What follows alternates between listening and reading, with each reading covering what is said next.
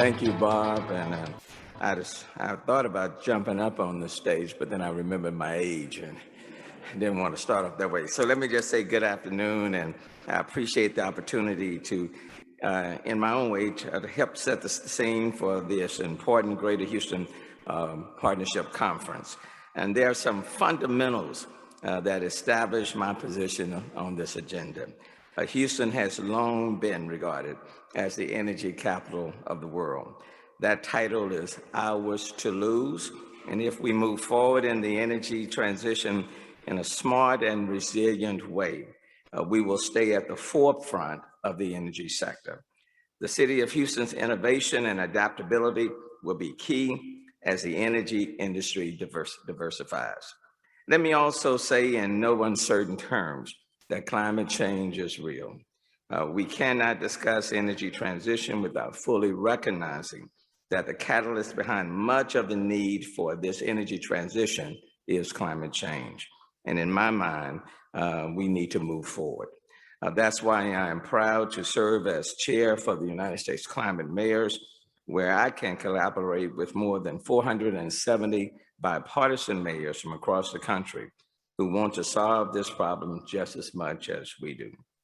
I'm also currently the chair of the board of directors for the Resilient Cities Network, which is a global network where cities collaborate to co-create urban solutions to urban challenges such as climate change, inequity, and economic stresses. 97 cities, 40 countries on 6 continents. I've long believed that that any leader must not only articulate their goals, but demonstrate that the organization they lead must also take action. We must walk the talk and lead by example. With those principles established, it should come as no surprise that my conversation today will focus on the City of Houston's Climate Action Plan, published on Earth Day of 2020. First, let me talk about renewable energy. I am hopeful this audience already recognizes the leadership the city has played in the utilization of renewable energy. Today, 100% of the energy consumed by the City of Houston facilities comes from renewable electric sources. We use more renewable energy than any other city in the United States. And we haven't stopped there. We have initiated a project together with the industry to turn a historic city-owned landfill into the largest urban solar landfill in the country. Our Sunnyside Solar Project is a shining example of how Houston is working collaboratively with the energy industry and community residents to address long-standing environmental justice challenges and revitalize underserved communities as part of the energy transition. Our strategy is to lead by example, go big or go home, and to show that if you can do it here in Houston, quite frankly, you can do it anywhere. Today, the city's Economic Development Office is actively discussing renewable projects with multiple private firms. Our role here is to ensure these opportunities can see the light of day and not be bogged down in bureaucracy, and can also be aligned with partners that increase chances of success.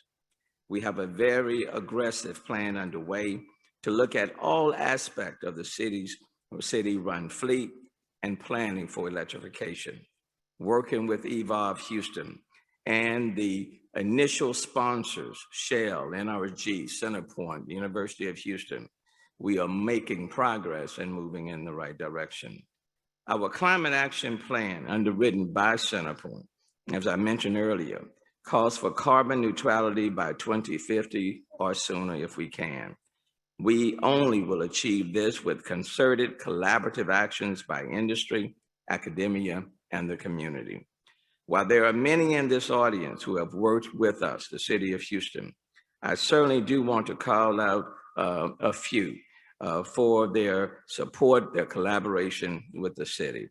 Certainly want to thank Chevron, Shell, NRG, CenterPoint, Rice, the University of Houston, and Texas Southern for their support and collaboration.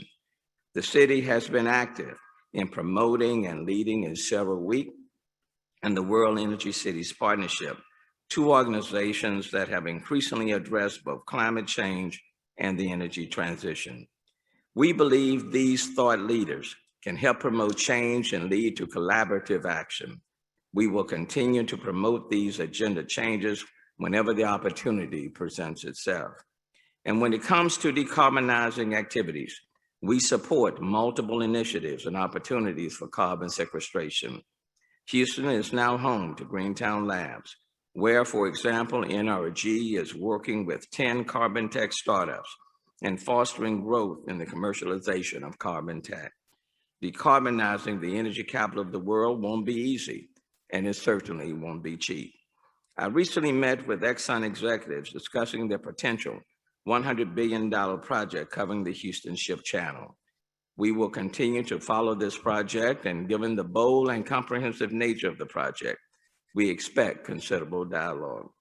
Without state mandate around emission reductions, the city will look for support from our federal partners to spur development and encourage partnerships that will strengthen that resilience, health, and well-being of our communities in the face of climate change.